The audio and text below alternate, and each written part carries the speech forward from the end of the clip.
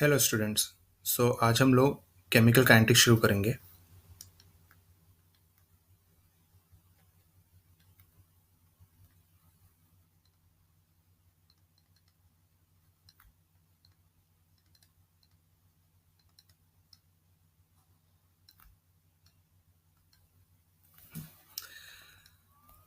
अगर हम chemical kinetics की बात करें तो इसमें हमने बेसिकली रेट ऑफ रिएक्शन के बारे में पढ़ना है।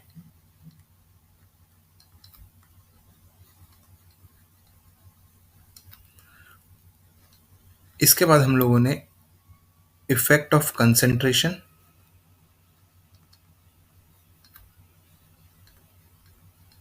On the rate of reaction पढ़ना है।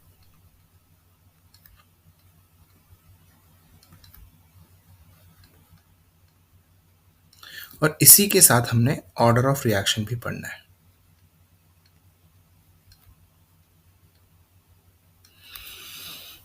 ऑर्डर ऑफ रिएक्शन पढ़ने के बाद हम लोग इंटीग्रेटेड रेट इक्वेशन की तरफ मूव करेंगे।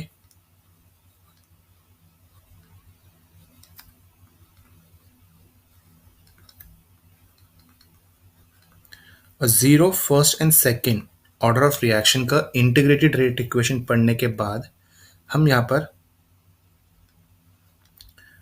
सूडो यूनिमॉलिक्यूलर रिएक्शन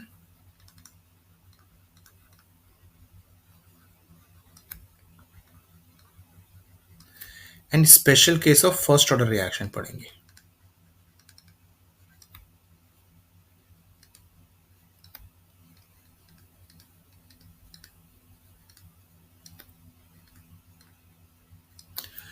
और एक बार हमारा ये पार्ट ओवर होगा, उसके बाद हम यहाँ पर इफेक्ट ऑफ टेम्परेचर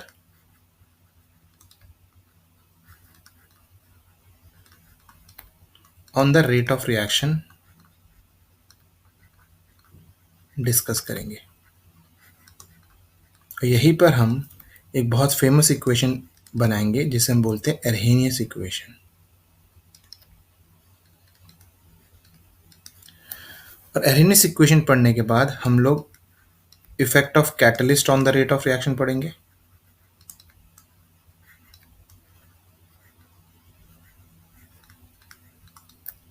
और लास्ट में हम कोलिजन थियरी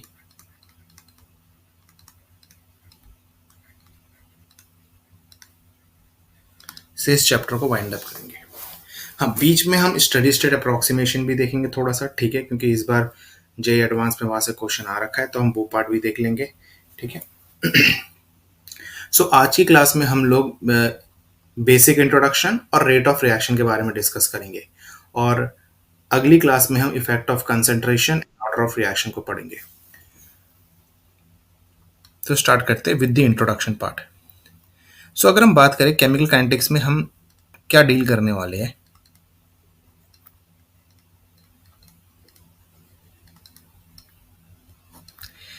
11th क्लास में हम सबने थर्मोडायनेमिक्स पढ़ा है। थर्मोडायनेमिक्स हमें ये बताता है कि कोई भी process under given set of condition spontaneous है कि नहीं है, वो हमें थर्मो के थ्रू पता लगता है ना। किसी भी रिएक्शन का स्पॉन्टेनिटी हम थर्मोडायनेमिक्स के थ्रू बताते हैं। अब अगर हमने समझो कोई रिएक्शन स्टडी किया और हमें पता लग गया with the help of thermodynamics that the under given set of condition this process is spontaneous, this process is spontaneous. तो अभी नेक्स्ट सवाल ये आता है कि ये जो प्रोसेस है इसको कितना समय लगेगा होने पे। तो ये जो इंफॉर्मेशन है कि कितना टाइम एक पर्टिकुलर रिएक्शन लेगा टू अकर, वो हमें देता है केमिकल काइनेटिक्स, ठीक है। तो केमिकल काइनेटिक्स बेसिकली हमें बताता है कि कोई भी रिएक्शन आपका कितना फास्ट या कितना स्लो चलेगा। तो इन शॉर्ट हम बोल सकते हैं कि हमें यहाँ पर ये रेट ऑफ रिएक्शन के बारे में बताता है। किसके बारे में बताता है हमें ये? रेट ऑफ रिएक्शन के बारे में। अब अगर हम यहाँ पे रेट की बात करें तो रेट बेसिकली यहाँ पर एक जनरल टर्म है, इसको आप बोल सकते हो स्पीड, ठीक है, इसको हम बोल सकते हैं स्पीड। इसको हम वेलोसिटी भी बोल सकते हैं, ठीक है। तो केमिस्ट्री में हम जनरली इसको रेट की टर्म्स में पढ़ते हैं, ठीक है, रेट हम इसे बोलते हैं, पर आप इसे एक जनरल सेंस में समझना चाहो तो बेसिकली स्पीड ऑफ रिएक्शन के बारे में हम यहाँ पर पढ़ते हैं।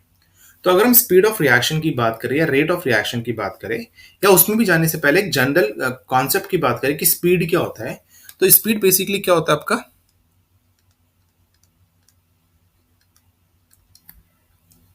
Change in value with time, है ना। किसी भी वैल्यू का चेंज टाइम के साथ कैसा आ रहा है वो उसकी स्पीड देगा। जैसे कि अगर मैं एग्जाम्पल की बात करूं कि अभी यहां पर एक स्टूडेंट है जो यहां पे खड़ा है और 10 सेकेंड्स में वो इस पॉइंट से इस पॉइंट पे चला जाता है, तो इसका मतलब क्या हो गया कि इसकी जो स्पीड है वो किसके बराबर होगी, हम यहां से यहां तक जो इसका चेंज आया पोजीशन पे, चेंज है ना, चेंज इन पोजीशन जो है उसको अगर मैं स्टडी कर लूं, लेट से वो यहां पर आ जाता है हमारा 100 मीटर, तो इसका मतलब यहां पर इसकी स्पीड क्या बनेगी, इसकी स्पीड बन जाएगी change in position which is distance travelled 100 divided by time taken which is 10, तो ये बन जाएगा आपका 10 मीटर पर सेकेंड, ठीक है। तो बेसिकली हम यहाँ पर क्या देख रहे हैं कि किसी भी प्रॉपर्टी का चेंज जब हम टाइम के रिस्पेक्ट में देखते हैं तो हमें स्पीड मिल जाता है। तो इसी तरीके से अगर हम रिएक्शन की बात करें तो हम हर उस प्रॉपर्टी के टर्म्स में रिएक्शन की स्पीड को लिख सकते हैं जो विथ टाइम चेंज हो रहा है फॉर रिएक्टेंट्स एंड प्रोडक्ट्स। तो पहली चीज जो हम यहाँ पर देख सकते हैं कि अगर समझो मैंने कोई ऐसी रिएक्शन लिखी A to B, तो क्या होगा, विथ टाइम हम सबको पता है कि ए का नंबर ऑफ मोल्स चेंज होगा, है ना। ए क्या करेगा, ए तो रिएक्टेंट है, तो विथ टाइम क्या करेगा, ये कंज्यूम होगा, तो इसका मतलब इसका जो नंबर ऑफ मोल्स है विथ टाइम डिक्रीज करेगा, और बी आपका प्रोडक्ट होने के कारण इसका जो नंबर ऑफ मोल्स है वो इंक्रीज करेगा। तो कहने का मतलब ए और बी दोनों के ही number of moles with time change हो रहे हैं। तो यहां पर हम जो स्पीड है, जो रेट ऑफ रिएक्शन है, वो change in number of moles या चेंज इन अमाउंट के टर्म्स में भी लिख सकते हैं विद टाइम। पर जनरली जो हम रिएक्शंस स्टडी करते हैं वो सॉल्यूशंस में कैरी होती है, और वहां पर अमाउंट को हम जो रिप्रेजेंट करते हैं वो कंसेंट्रेशन की हेल्प से करते हैं। तो हम ये बोल सकते हैं कि भाई अगर ए का जो नंबर ऑफ मोल्स है वो विथ टाइम चेंज कर रहा है तो उसका कंसेंट्रेशन भी विथ टाइम चेंज करेगा, बिकॉज कंसेंट्रेशन क्या होता है, it is number of moles upon पे वॉल्यूम। तो अगर नंबर ऑफ मोल्स चेंज होगा तो ऑब्वियसली कंसेंट्रेशन भी चेंज होगा। तो यहां पर हमारा जो रेट ऑफ रिएक्शन है, ठीक है, या सिंपली रेट है, वो हम किसके टर्म्स में लिख सकते हैं, change in concentration of reactant और प्रोडक्ट विद टाइम। तो एक तो हमने देख लिया कि हम जो रेट को एक्सप्रेस कर सकते हैं वो अमाउंट के चेंज के रिस्पेक्ट में कर सकते हैं, जो सोल्यूशन रिएक्शन के अंदर बेसिकली कंसेंट्रेशन के टर्म्स में रिप्रेजेंट होता है। तो एक तो तरीका हो गया change in concentration with time. दूसरा तरीका क्या हो सकता है, समझो अगर हमारे पास गैस रिएक्शन है, समझो यहाँ पे जो ये ए है ये गैस है और बी भी जो है वो भी गैस है, तो अभी क्या होगा, यहां पर अगर इनके नंबर ऑफ मोल्स चेंज होते हैं तो इसका मतलब इनका प्रेशर भी चेंज होगा with condition that the volume is constant, ठीक है। तो अगर नंबर ऑफ मोल्स चेंज हो रहे हैं तो उस कारण से आपका प्रेशर चेंज होगा, तो इसका मतलब हम यहाँ पर रेट ऑफ रिएक्शन को change in pressure of reactant and product with time के टर्म्स में भी लिख सकते हैं। तो बेसिकली हम रेट ऑफ रिएक्शन को दो तरीके से एक्सप्रेस करते हैं, एक rate of reaction in terms of concentration और दूसरा rate of reaction in terms of pressure, ठीक है। आप किसी भी टर्म्स में लिख सकते हो, जनरली जो हम यूज करने वाले हैं वो चेंज इन कंसेंट्रेशन वाला रेट पढ़ेंगे। तो अगर मैं रेट की बात करता हूं, यहां पे अगर हम सिर्फ रेट को डिफाइन करने की बात करें तो रेट क्या होगा, it is change in concentration और pressure of reactant and product with time, of reactant and product with time. जैसे कि एक एग्जांपल से समझते हैं कि फिर से सेम रिएक्शन लिख रहा हूं मैं, A to B। तो यहाँ पे अगर हम देखें तो यहाँ पर जो रेट होगा, जो रेट ऑफ कंजम्पशन होगा, या मैं इसे रेट की जगह एवरेज रेट लिखता हूँ, ठीक है। तो जो यहाँ पे इसका एवरेज रेट ऑफ कंजम्पशन होगा, average rate of consumption, consumption किसका होगा, रिएक्टेंट का, ठीक है, ऑफ ए, तो वो हम किसके बराबर लिखेंगे,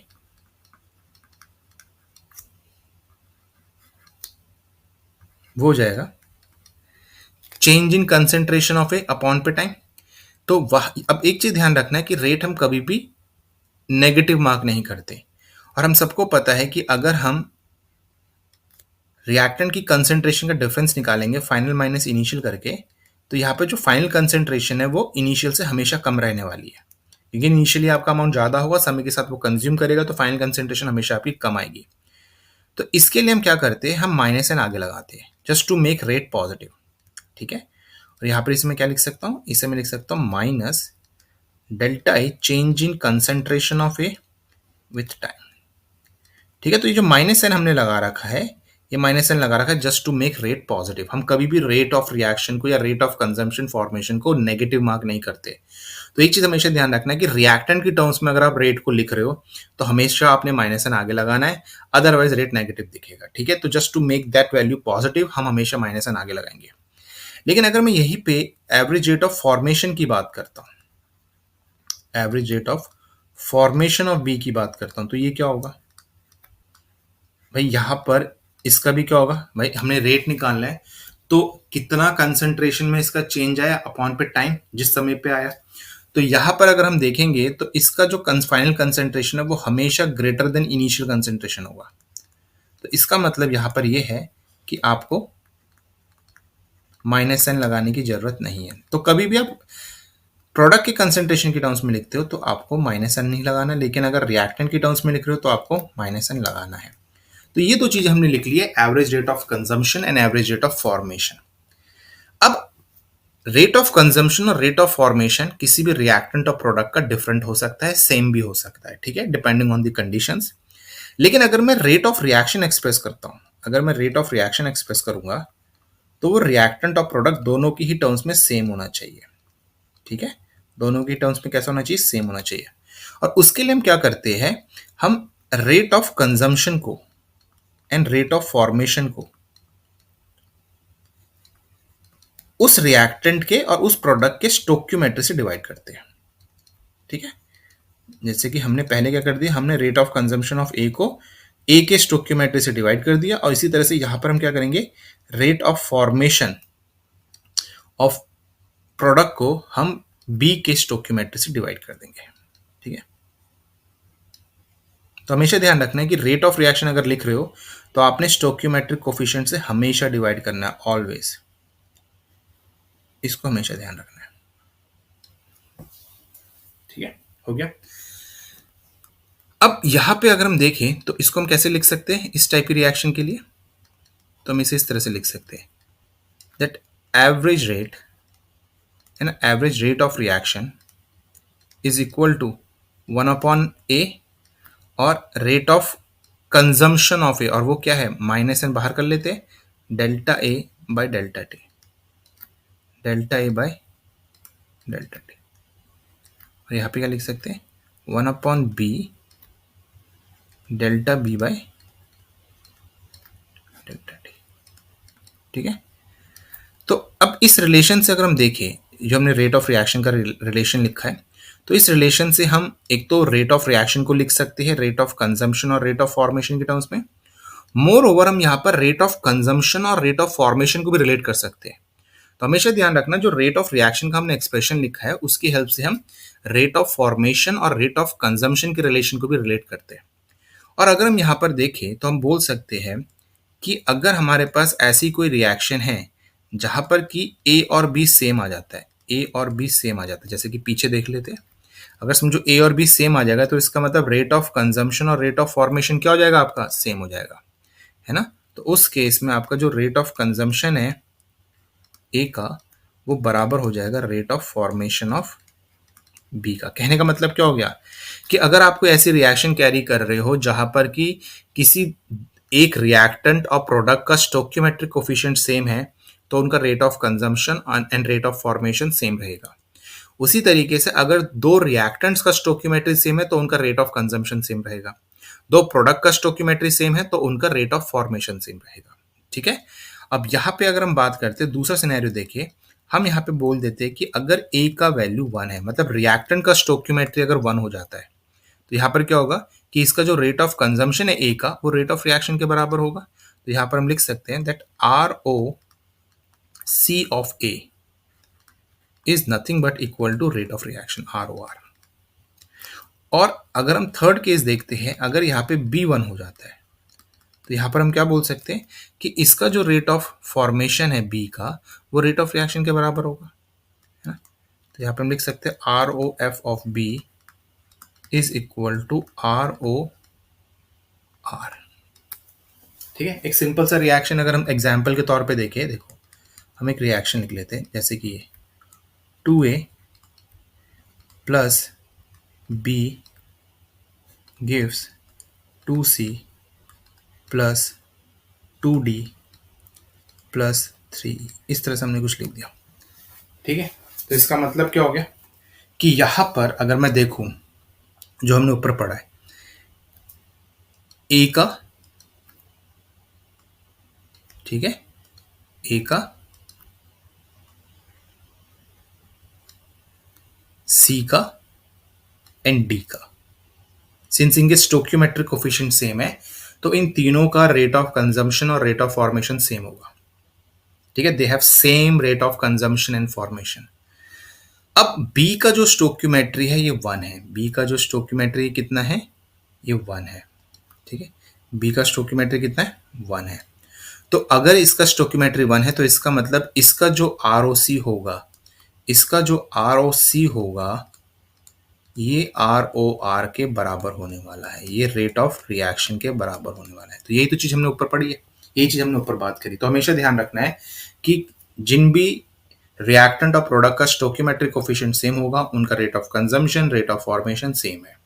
और जिस रिएक्टेंट और प्रोडक्ट का स्टोक्योमेट्रिक कोफिशिएंट 1 होगा, उसका रेट ऑफ कंजम्पशन या फॉर्मेशन के बराबर ही आपका रेट ऑफ रिएक्शन होगा। तो आपको ये रिलेशन ध्यान रखना है, ये रिलेशन काफी काम का है। इस रिलेशन से हम क्या कर सकते हैं, हम रेट ऑफ रिएक्शन को रेट ऑफ कंजम्पशन और फॉर्मेशन से तो रिलेट कर ही रहे हैं, साथ ही साथ हम rate of formation as well as consumption को भी रिलेट कर पा रहे हैं। ठीक है, जैसे कि अगर हम यहाँ पर एक क्वेश्चन देखें अभी, ठीक है, अगर हम यहाँ पे एक क्वेश्चन देखें, देखो यहाँ पे लिखा हुआ है for the chemical reaction N2। अच्छा, ये बेसिकली आपका इंस्टेंटेनियस रेट के ऊपर है, पहले इंस्टेंटेनियस समझ लेते हैं फिर हम इसमें आएंगे वापस। ठीक है, अब देखो, तो यहाँ पर हमने एवरेज रेट ऑफ रिएक्शन की बात कर लिया। अब बात करते हैं कि एवरेज रेट है क्या, है ना। एवरेज रेट का मतलब क्या है, एवरेज रेट का मतलब है कि यहाँ पर जो टाइम इंटरवल है it is large. Average rate का मतलब क्या है कि यहाँ पे जो टाइम इंटरवल है इट इज लार्ज। ठीक है, जो चेंज हम पढ़ रहे हैं वो लार्ज चेंज पढ़ रहे हैं। अगर हमारे पास कोई लार्ज चेंज होगा तो इसका मतलब मैं वहां पर जो डिफरेंस है उसको सब्ट्रैक्शन से निकाल सकता हूँ, है ना। समझो मेरे पास स्टार्टिंग में ये पॉइंट है और अब मैं यहां से यहां पहुंच गया हूं, तो अगर मैं बोलता हूँ इनका डिफरेंस क्या होगा, तो अगर ये x1 है और ये x2 है तो मैं इनका डिफरेंस सिंपली कैसे निकाल सकता हूँ, x2 माइनस x1 से, है कि नहीं। तो एवरेज रेट में क्या होता है कि आपका जो लार्ज टाइम इंटरवल हम स्टडी करते हैं, क्या होता है यहाँ पर आपका जो टाइम इंटरवल है वो काफी बड़ा होता है। ठीक है, तो अगर आप एक बड़े टाइम इंटरवल पे रेट को स्टडी कर रहे हो तो हम उसे एवरेज रेट बोलते हैं, वहां पर हमें क्या मिलता है, एवरेज रेट ऑफ रिएक्शन मिलता है। ठीक है, अब इस एवरेज रेट ऑफ रिएक्शन के साथ एक प्रॉब्लम होता है कि ये क्या करता है कि ये क्या बोलता है कि अगर समझो यहां से हम इस पॉइंट से, इस T1 से इस T2 तक स्टडी करते हैं तो यहां से यहां तक इसका जो रेट ऑफ रिएक्शन होगा वो सेम आएगा, ये एवरेज रेट कहता है। कैसे, अभी समझो हमने एवरेज रेट क्या बोला, हमारे पास रिएक्शन तो ये है, हमारे पास तो रिएक्शन ये है। अब समझो मैं यहाँ पे एवरेज रेट निकालूं तो ये किसके बराबर होगा, ये बराबर हो जाएगा 1/A A2 माइनस A1 बराबर होगा, और ये हो जाएगा T2 माइनस T1। तो हमने T1 के कॉरेस्पॉन्डिंग जो कंसेंट्रेशन है A1 वो ले ली, वो निकाल दी, है ना, वो हमें मिल गई, और यहाँ से हमने A2 भी ले लिया लेट्स से। तो हमने क्या करना है, A2 A1 T2 T1 की वैल्यू यहाँ पे डाल देनी है। तो इसके बाद एक फिक्स वैल्यू आ जाएगी, वो फिक्स वैल्यू क्या होगी हमारी, लेट्स से मान लो कुछ भी मान लेते हैं, 60 40 कुछ भी मान लो, तो 60 मान लिया हमने। तो हमने ये क्या बोला कि T1 से T2 तक जो स्पीड है रिएक्शन का वो 60 मोल पर लीटर पर सेकेंड है। तो इसका मतलब ये एवरेज रेट हमें क्या बता रहा है कि T1 से T2 तक जो हमारी स्पीड चलेगी वो इतनी स्पीड से चलेगी रिएक्शन। बट इन रियलिटी क्या होता है कि आप जब स्टडी करते हो ठीक है। तो आपके हर टाइम इंटरवल पे रेट ऑफ रिएक्शन अलग होता है। यहाँ पर रेट ऑफ रिएक्शन अलग है, यहाँ पर रेट ऑफ रिएक्शन अलग है, यहाँ पर रेट ऑफ रिएक्शन अलग होगा, यहाँ पर अलग होगा, यहाँ पे अलग होगा और यहाँ पर भी अलग होगा। हर पॉइंट में रेट ऑफ रिएक्शन डिफरेंट होता है इन रियलिटी। तो इन्होंने क्या कर दी, ये इन्होंने क्या कर दिया कि इन्होंने अलग अलग स्पीड का एक एवरेज वैल्यू हमें प्रोवाइड कर दिया। तो ऑब्वियसली फिर ये मान लेना तो गलत ही है ना कि हर पॉइंट में स्पीड 60 है, क्योंकि इन रियलिटी आपका क्या होने वाला है, आपका हर पॉइंट में स्पीड डिफरेंट होने वाला है। वो स्पीड डिफरेंट क्यों होता है वो हम नेक्स्ट क्लास में पढ़ेंगे, ठीक है। अभी आपका जो स्पीड है, जो रेट होता है, वो जीरो ऑर्डर को छोड़कर हर ऑर्डर के लिए कंसंट्रेशन डिपेंडेंट होता है, ठीक है। हमेशा ध्यान रखना, rate depends on concentration, rate depend on concentration. Exception is zero order, ठीक है। तो रेट हमारा कंसंट्रेशन डिपेंडेंट है। तो आप खुद सोचो भाई, T1 पे जो कंसंट्रेशन होगी और इस पॉइंट में जो कंसंट्रेशन होगी, क्या वो सेम होगी? भाई T1 से अगर आप आगे को जाओगे तो रिएक्टेंट की कंसंट्रेशन कम होती जाएगी, प्रोडक्ट की कंसंट्रेशन बढ़ती जाएगी। तो कहने का मतलब जो जो पॉइंट्स हमने यहाँ पे मार्क किए, हर पॉइंट पे कंसंट्रेशन डिफरेंट है। तो अगर कंसंट्रेशन डिफरेंट है तो इसका मतलब रेट भी चेंज होना चाहिए। तो यहाँ पर क्या होता है कि हर टाइम पे आपका जो रेट ऑफ रिएक्शन है वो इन रियलिटी डिफरेंट होता है, और यहाँ पर हम क्या मानकर चल रहे हैं एवरेज रेट में कि वो सेम है। तो ये गड़बड़ रहता है एवरेज रेट के साथ कि वो क्या करता है, वो अलग अलग टाइम के स्पीड का एक एवरेज वैल्यू हमें प्रोवाइड करता है जो रियल वैल्यू नहीं होती है। तो इस रियल वैल्यू को निकालने के लिए मतलब हम ये चाहते हैं कि इस पर्टिकुलर पॉइंट पे हमारा रेट ऑफ रिएक्शन आ जाए, इस पर्टिकुलर टाइम पे हमारा रेट ऑफ रिएक्शन आ जाए, इस पर्टिकुलर टाइम पे हमारा रेट ऑफ रिएक्शन आ जाए। तो उसके लिए हम मूव करते हैं इंस्टेंटेनियस रेट ऑफ रिएक्शन की तरफ, इंस्टेंटेनियस रेट ऑफ रिएक्शन की तरफ, ठीक है। और ये हमें क्या बताता है, ये हमें देता है rate of reaction at any instant और at any given time, at any instant और एट एनी गिवन टाइम,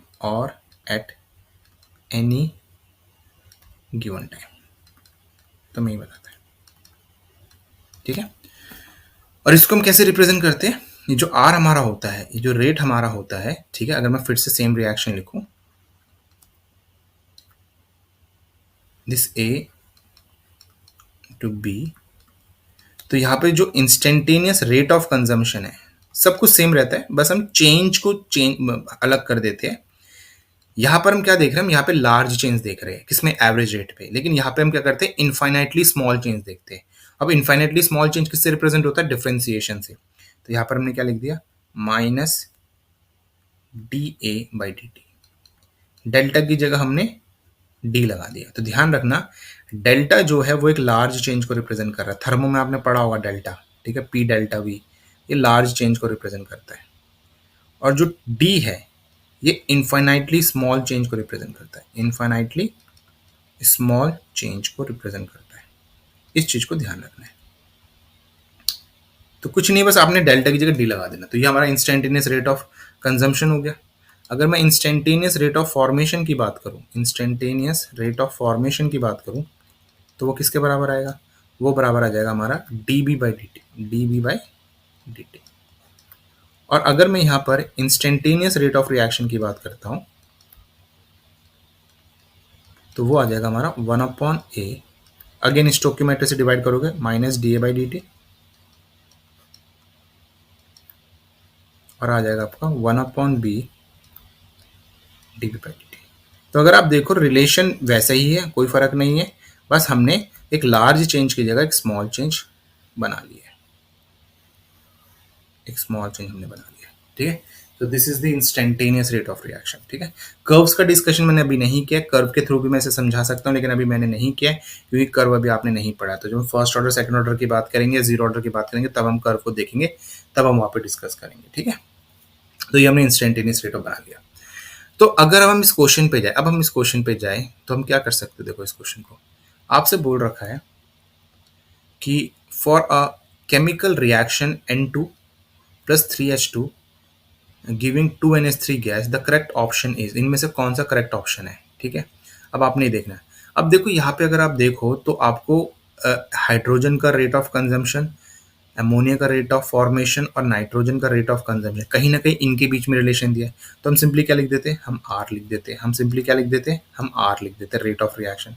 तो रेट ऑफ रिएक्शन क्या हो जाएगा, रेट ऑफ रिएक्शन हो जाएगा, देखो N two as it is रहेगा, तो ये हो जाएगा minus d N two by d t, N two by d t. ये क्या हो जाएगा, ये हो जाएगा 1/3 minus d H two by d t, और ये हो जाएगा आपका 1/2 d N H three by d T.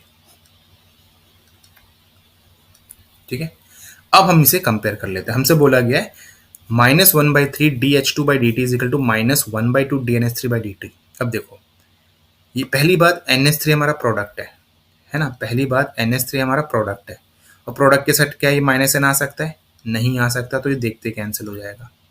हमेशा ध्यान रखना, रिएक्टेंट के साथ आपका क्या आएगा, माइनस एन आएगा, प्रोडक्ट के साथ हमेशा प्लस एन रहेगा।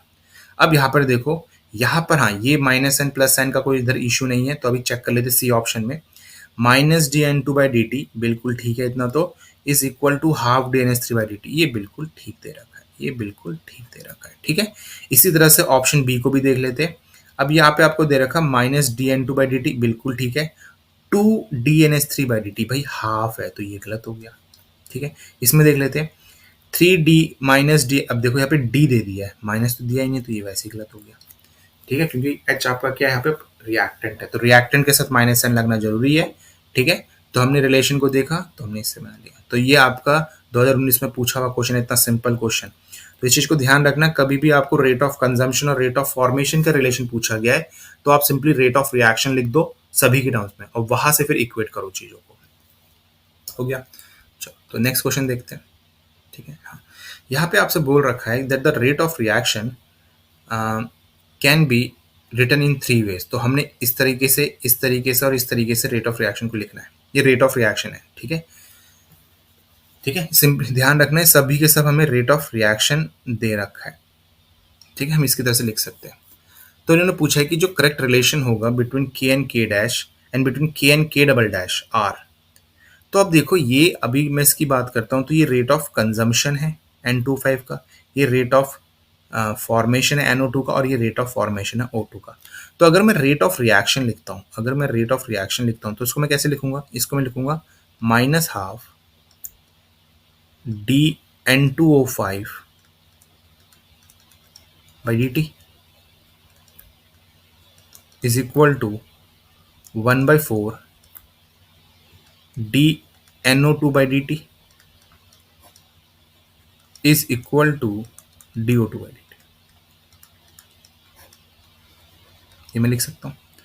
अब यहां पर आपको बोल दिया है कि ये वैल्यू जो है, ये इतनी वैल्यू, इतनी वैल्यू और इतनी वैल्यू, ये किसके बराबर है, ये बराबर, देखो माइनस के साथ दे रखा है, तो ये बन जाएगा आपका हाफ के N2O5।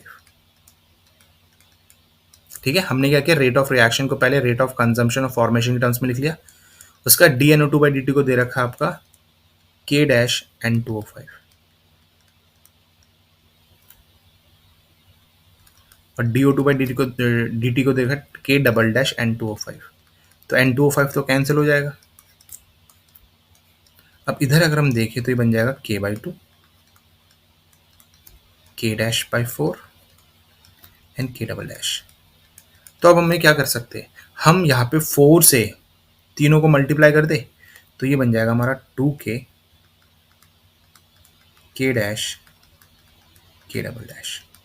तो आपसे पूछ रखा है कि कौन सा रिलेशन K और K डैश के बीच में सही है and K and K double dash के बीच में सही है। तो K एंड K डैश की बात करेंगे, तो 2K is equal to K dash, ये पहला रिलेशन हो गया। और फिर K and K double dash की बात करेंगे, तो ये हो जाएगा 2K इज इक्वल टू, एक मिनट बच्चा, यहाँ पे कुछ मिस्टेक हुआ है, यहाँ पे 4K आएगा, यहाँ पे 4K आएगा, तो ये हो जाएगा 4K डबल डैश। तो K हो जाएगा आपका हाफ K डबल डैश। ठीक है, अब देखो, अच्छा K डैश और K डबल डैश पूछ रखा है, तो K डैश तो हमारा यहाँ पे निकल गया, तो यहाँ पे हम K डबल डैश लिख लेते हैं, है ना, वो ज़्यादा सही है। तो K डबल डैश को हम क्या लिख सकते हैं, K डबल डैश को हम लिख लेंगे हाफ K, हाफ K। ठीक है, अब देख लो, तो के डैश आपका 2k है, के डैश आपका 2k और के डबल डैश आपका हाफ, तो ये तो नहीं है क्योंकि के डबल डैश आपका हाफ है। तो अगर आप देखो तो के डबल डैश हाफ तो कहीं दिखाई नहीं रखा, यहाँ पे भी नहीं दिखा रखा, सिर्फ यहाँ पे देखो के डबल डैश आपको k/2 और के डैश आपको 2k दिखा रखा, तो दिस इज द आंसर। तो ये हमारा आंसर आ रहा है। ठीक है, तो ये हमारा बन गया। चलो, तो अब आगे बढ़ते हैं। अब आपसे बोला गया for the reaction N2O5 to giving 2NO2 plus half O2 the value of rate of disappearance. Okay, तो यहाँ पर आपको क्या दे रखा है, ये आपको दे रखा है रेट ऑफ डिसअपीयरेंस, तो ये हो जाएगा -dN2O5/dt। तो ये आपको दे रखा है 6.25 into 10⁻⁻³ it is given this. So they are asking the rate of formation of NO2 and O2 and O2। अब देखो यहाँ पे, अब हमें अगेन रेट ऑफ कंजम्पशन और रेट ऑफ फॉर्मेशन को रिलेट करके क्वेश्चन पूछा गया है। तो सबसे बढ़िया तरीका क्या है, हम रेट लिख लेते हैं, रेट ऑफ रिएक्शन। तो रेट ऑफ रिएक्शन क्या होगा, it is equal to -dN2O5/dt, है ना, स्टोक्योमेट्री से डिवाइड करेंगे, स्टोक्योमेट्री इस रिएक्शन में ये लिखा हुआ, ठीक है, इस रिएक्शन पे ये लिखा हुआ स्टोक्योमेट्री, ठीक है, तो हमें पता है। तो यहाँ पे हो जाएगा हाफ dNO2/dt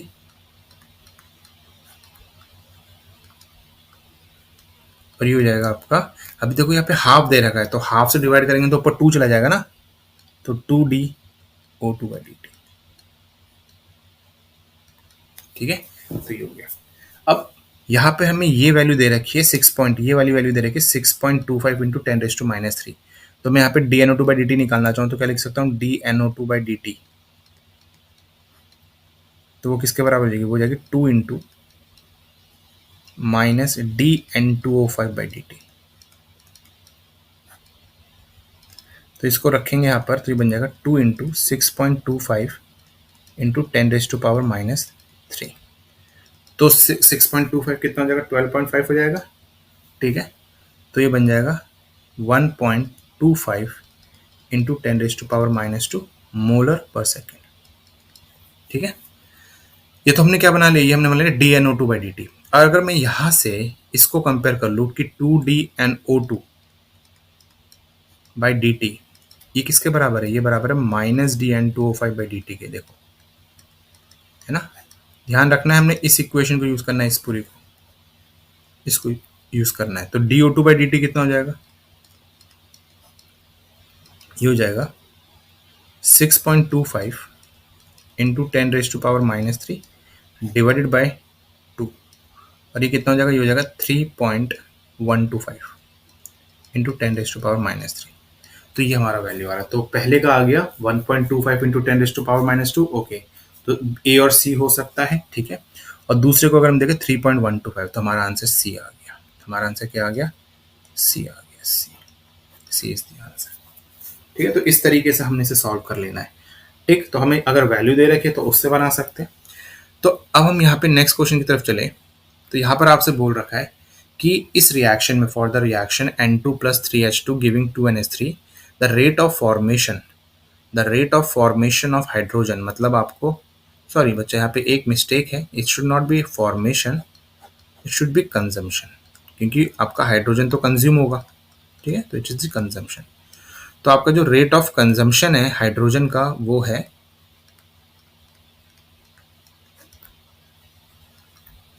6 इंटू 10⁻⁻5। तो इसका मतलब यहाँ पे हमसे पूछ रखा है कि रेट ऑफ रिएक्शन कितना है। तो रेट ऑफ रिएक्शन हाइड्रोजन के टर्म्स में हम कैसे लिख सकते हैं, हम लिख सकते हैं 1/3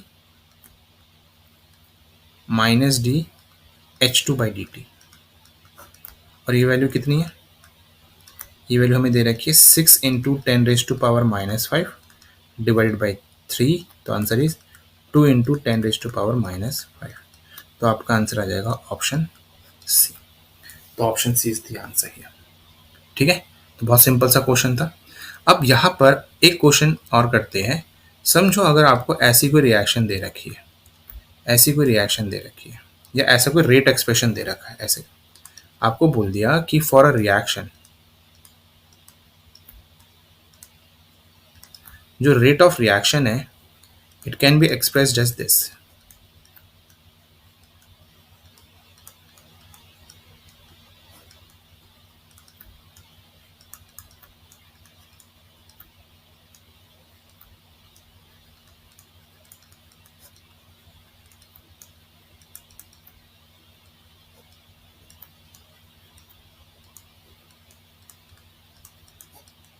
It is given like this.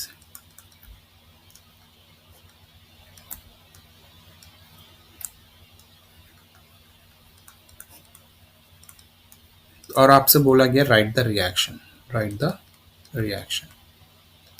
तो यहाँ पे रिएक्शन लिखना काफ़ी आसान रहता है. हमें पता है माइनस साइन जिसके आगे आएगा दोज आर रिएक्टेंट्स, और जो नंबर डिवाइड हो रहा है वो आपका स्टोक्योमेट्री है. ठीक है. तो हमें देखो ये माइनस डी डी आ रहा है तो इसका मतलब ये रिएक्टेंट हो गया तो 2D आ जाएगा इधर, पहली बात. प्लस और किसके साथ माइनस आ रहा है, बी के साथ माइनस आ रहा है, इसका भी बन जाएगा 2B. फिर रिएक्शन हो गई. अब ए और सी के साथ, सॉरी इसको थोड़ा सा चेंज कर लो, इसे सी ले लेते हैं. ठीक है, इसे सी ले लेते हैं. तो अगर हम इधर देखें ए और सी के साथ हमारा क्या आ रहा है, हमारा पॉजिटिव आ रहा है तो इसका बन जाएगा 3A और ये बन जाएगा 4C. 3A and 4C. सो ये हमारी रिएक्शन बन गई. ये हमारी रिएक्शन बन गई. तो अगर आपको रेट एक्सप्रेशन दे रखा वहां से रिएक्शन पूछी गई है तो बहुत आसान होता है लिखना. ठीक है. तो आपने सिंपली नेगेटिव साइन को देखना है, वो रिएक्टेंट बन जाएगा, और स्टोक्योमेट्री हमारा डिवाइड होता है तो हम वहां से डिसाइड कर सकते हैं. ठीक है. तो इसके बाद एक लास्ट चीज देख लेते हैं कि यूनिट ऑफ रेट क्या होता है. रेट ऑफ रिएक्शन का यूनिट क्या होता है. तो अगर हम ऊपर से ही देख ले तो ये क्या हो रहा है, this is the concentration by time. तो कंसेंट्रेशन का यूनिट क्या होगा, मोल पर लीटर, और टाइम क्या हो गया, सेकंड, तो पर यूनिट टाइम. और इसे हम इस तरह से भी लिख सकते हैं मोलर पर सेकंड. मोलर पर सेकंड. ओके. तो बच्चा इस क्लास में हम लोगों ने ये समझा कि रेट ऑफ रिएक्शन होता क्या है. ठीक है. रेट ऑफ रिएक्शन को हम किन किन टर्म्स में एक्सप्रेस कर सकते हैं. ठीक है. हमने ये देखा कि कंसंट्रेशन की टर्म्स में भी एक्सप्रेस कर सकते हैं, प्रेशर की टर्म्स में भी एक्सप्रेस कर सकते हैं. प्रेशर वाला केस हम नेक्स्ट क्लास में डिस्कस करेंगे. ठीक है. और फिर हमने ये भी जाना कि एवरेज रेट ऑफ रिएक्शन और इंस्टेंटेनियस रेट ऑफ रिएक्शन में क्या फ़र्क है, क्यों हम इंस्टेंटेनियस रेट को पढ़ते हैं, क्या लिमिटेशन है एवरेज रेट ऑफ रिएक्शन के साथ. ठीक है. और उसके बाद हम लोगों ने कुछ क्वेश्चंस सॉल्व किए related with the rate expression, मतलब रेट ऑफ रिएक्शंस. ठीक है.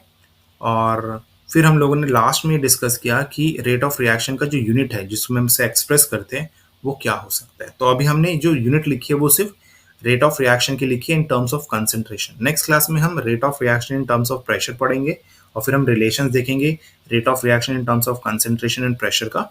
और वो पढ़ने के बाद हम आगे की तरफ मूव करेंगे, that is the effect of concentration on the rate of reaction.